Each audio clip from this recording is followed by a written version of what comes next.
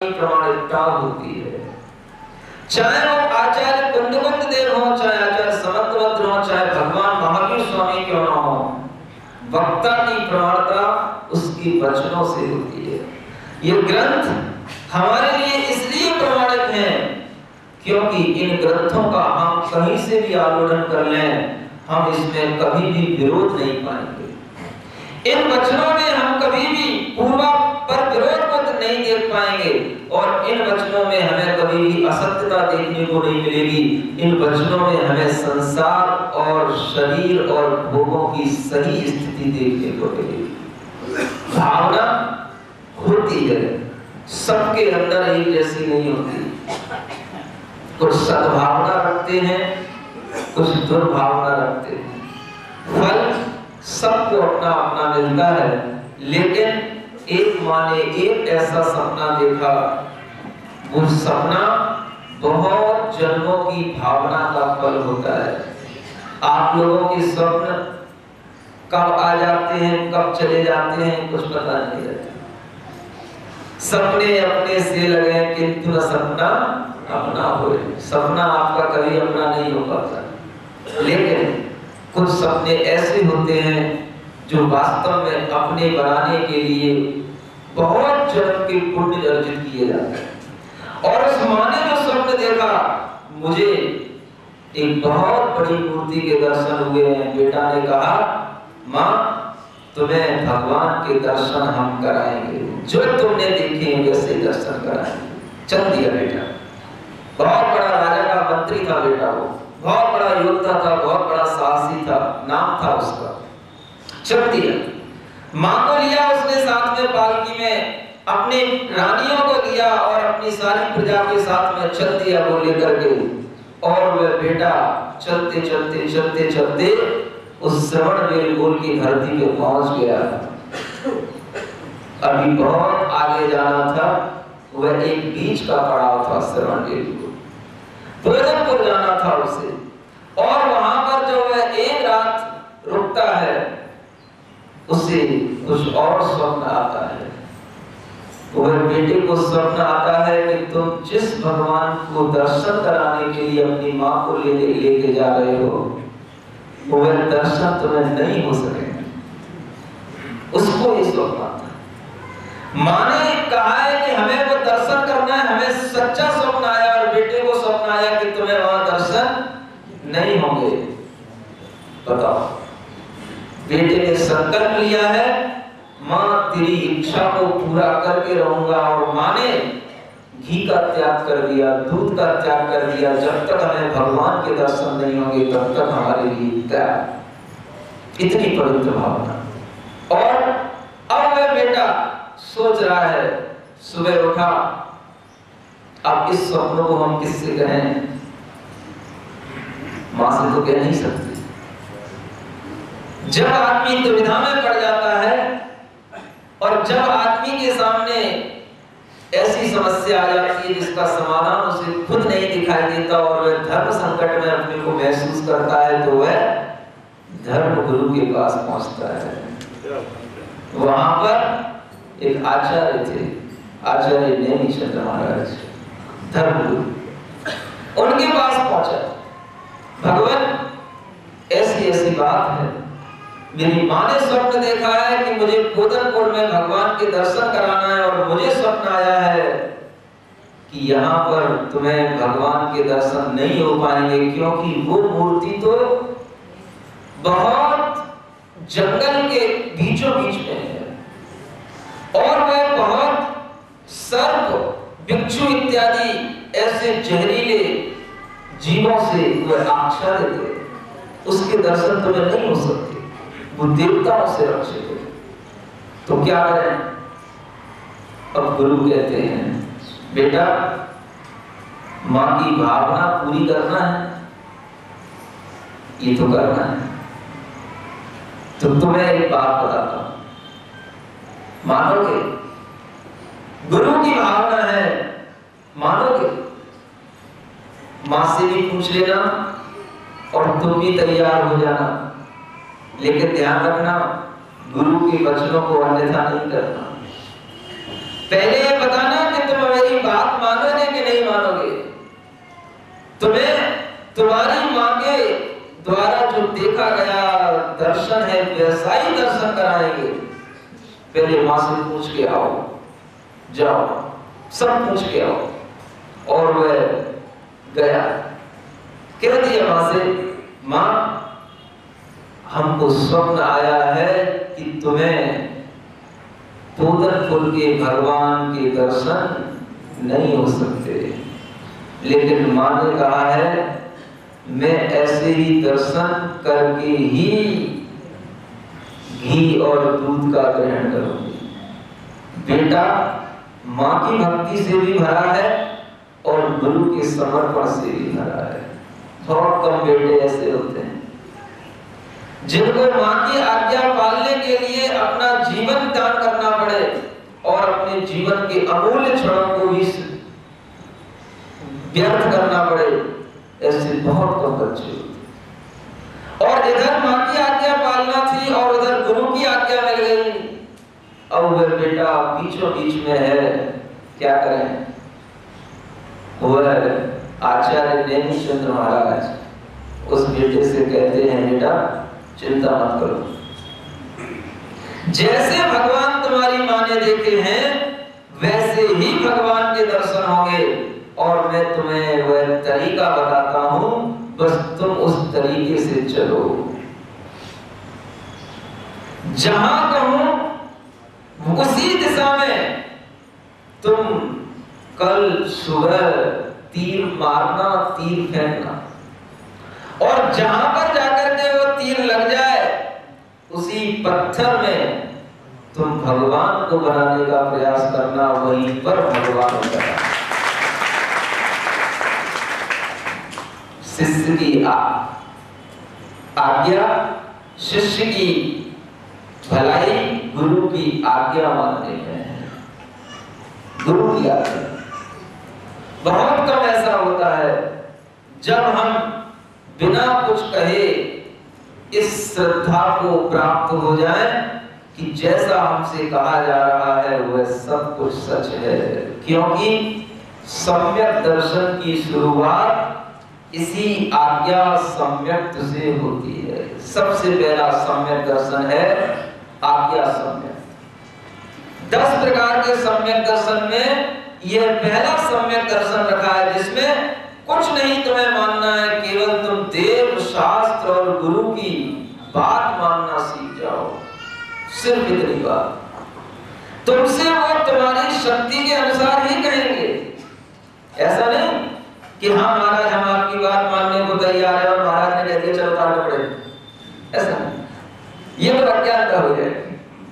वो तुम्हारी शक्ति के अनुसार ही तुमसे काम कराएंगे, लेकिन तुम्हें खुद अपनी शक्तियां ज्ञात नहीं रहती हैं, क्योंकि शक्तियों को ज्ञात करने वाला कोई दूसरा शक्तिमान होता है जो जानता है तुम्हारे अंदर ये शक्ति है, लेकिन तुम उसे मानने को तैयार नहीं होते हो। तुम्हारे अंदर जो शक्तियां हैं वो तुम्हारे माँ जानेंगे, तुम्हारे पिता जानेंगे, तुम्हारे गुरु जानेंगे, लेकिन तुम्हें उन शक्तियों को स्वीकार करने के लिए ये मानना पड़ेगा कि हाँ ये मेरी गुरु है, ये मेरी माँ है जो कभी भी गलत रास्ता नहीं बताएगी और वह कभी भी हमें भटकाएगी नहीं।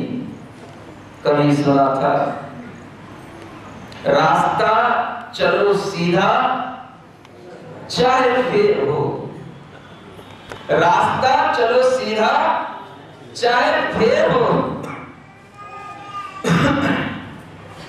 भोजन करो मां से चाहे जहर हो। रास्ता चलो सीधा चाहे फेर हो, भोजन करो मां से चाहे जहर हो, बात मानो भाई की चाहे बैर हो। क्या कह रहा हूं? बात मानो भाई की चाहे बैर हो, और रास्ते पर चलो चाहे भले ही देर हो, सही रास्ते पर चलो चाहे भले ही देर हो। अगर सही रास्ते पर कदम उठ रहे हैं तो आप देर सवेर कभी ना कभी मंजिल को प्राप्त कर लेंगे। सही रास्ते पर कदम सही रास्ते पर उठाने से पहले जरूरी है कि हमारी भावना उस सही रास्ते की ओर हो जाए, हमारा मुख उस सही रास्ते की ओर हो जाए, और अगर मुख सही रास्ते की ओर हो जाता है तो इसी का नाम सम्यक दर्शन है, और कुछ नहीं करना है। Only change your direction. संसार को छोड़ना नहीं, संसार को छोड़ करके कहां जाएंगे? हम संसार छोड़ के आए, इस संसार में बैठेंगे कहां जाएंगे? संसार को छोड़, संसार को छोड़ के कहीं नहीं जा सकते। Only change your direction, only change your intention, only change your mind, और तुम्हें कुछ नहीं करना है। माइंड का ऑपरेशन नहीं करना है, केवल उसकी डायरेक्शन देना है। हमारे अंदर भावना उत्पन्न होती है, हम 12 भावनाओं का आपको पढ़ाने जा रहे हैं, विस्तार कराने जा रहे हैं। भावना सबके अंदर है, क्या पढ़ाना महाराज? सबके अंदर भाव उत्पन्न होते हैं, भावना सबके अंदर रहती है, लेकिन एक सम्यक भावना, संसार की असलियत बताने वाली, वस्तु तत्व का ज्ञान कराने वाली भावना किसी के अंदर नहीं रहती। तीर्थंकर भगवंतों के अंदर भी नहीं रहती।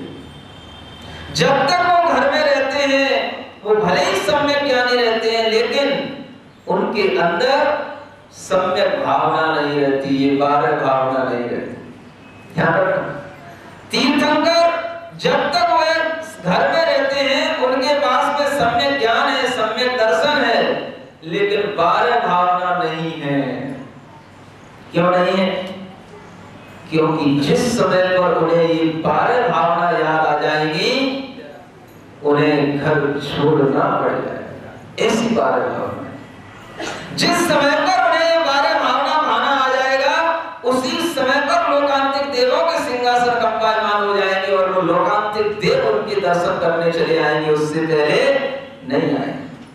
गर्भ के समय पर, जन्म के समय पर, युवावस्था में, सेवा करते समय पर दूसरे देव आएंगे, सब आकर के उनकी सेवा करेंगे, लेकिन लोकांतिक देव केवल उसी समय आएंगे जिस समय पर तीर्थंकर हो, घर में बैठे हो। 84 लाख वर्ष की आयु है, पूर्ण की आयु है, और उसमें से 83 लाख पूर्ण गुजर गए, अभी भी तुम्हारे अंदर वैराग्य का भाव नहीं, घर छोड़ने का विचार नहीं, और पहले तीर्थंकर बनने वाले हो। जब तक तुम इन 12 भावनाओं का विचार नहीं करोगे, वह हम तुम्हारे दर्शन करने तुम्हें संबोधन देने नहीं आएंगे। 16 कारण भावनाओं से भी बड़ी यह 12 भावना है।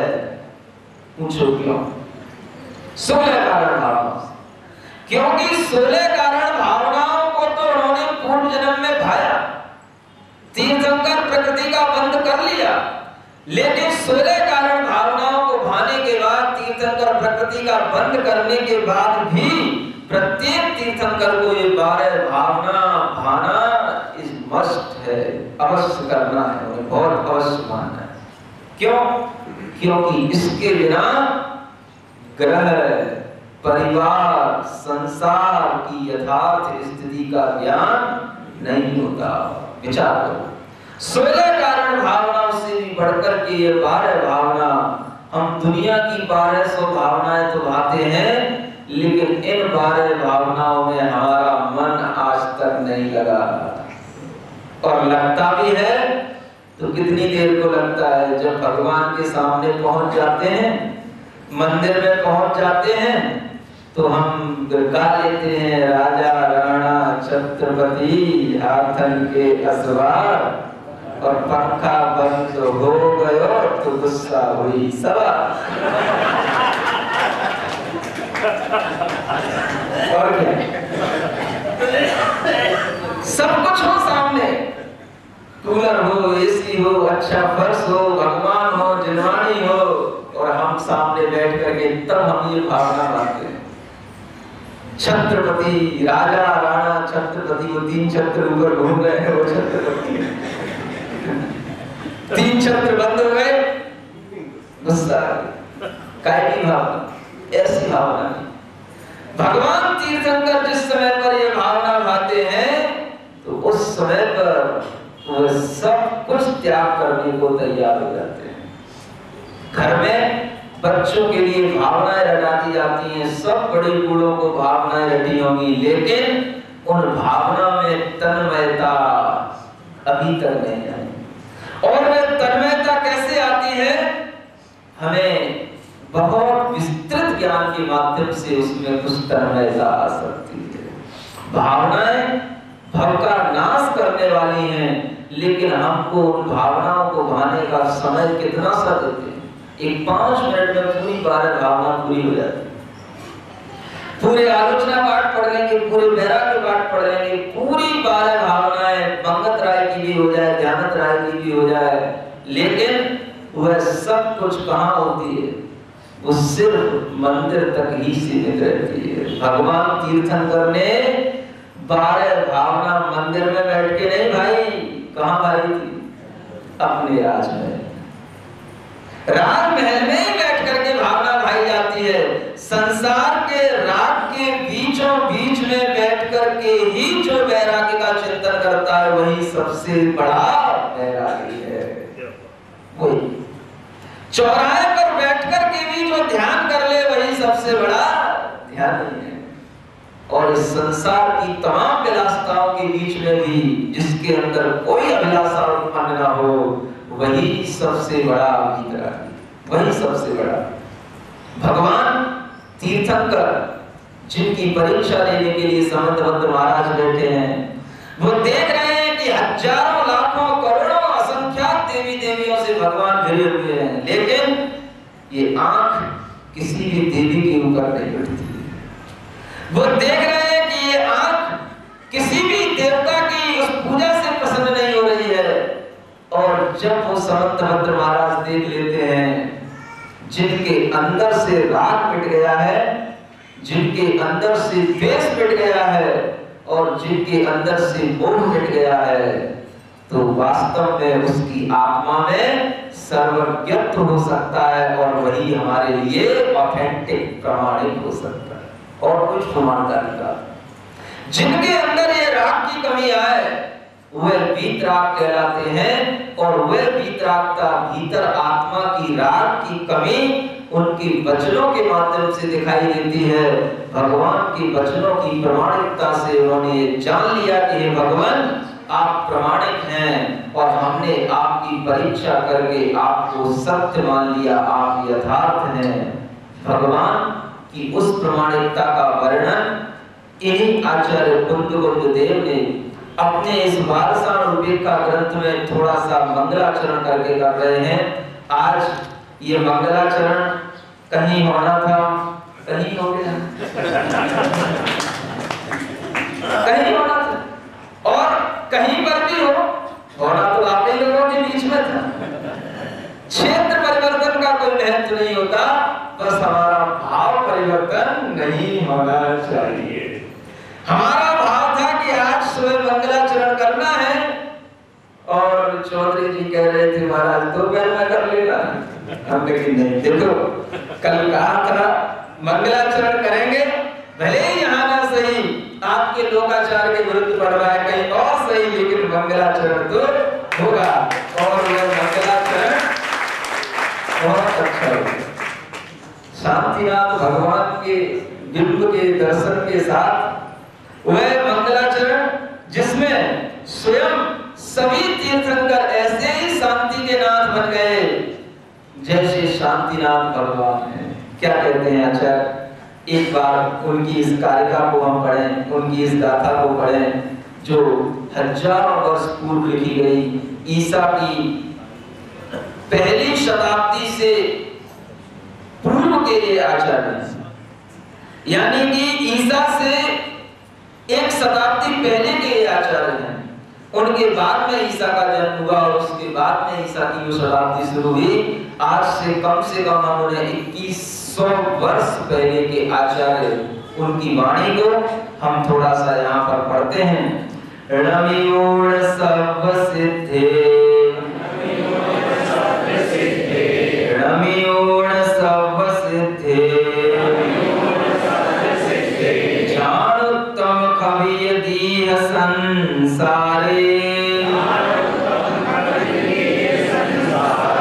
दस दस दो दो यजने, दो दो यजने, दस दो अणुपेहणम बोचे, दस दो अणुपेहणम बोचे। कहते हैं रणमीमूढ़ माने नमस्कार करता हूँ। पहले सबसे पहले क्या करना है? नमस्कार। कोई भी क्रिया हो, कोई भी मंगलाचरण हो, सबसे पहले नमस्कार। क्यों? क्योंकि नमस्कार करने से हमारे सिर में जो क्लोटिंग हो चुकी है अहंकार की, वो क्लोटिंग क्या होती है? वो छूट जाती है, टूट जाती है। ब्लड सर्कुलेशन जब नीचे की ओर होता है तो हमारी बुद्धि के तंतु खुलते हैं,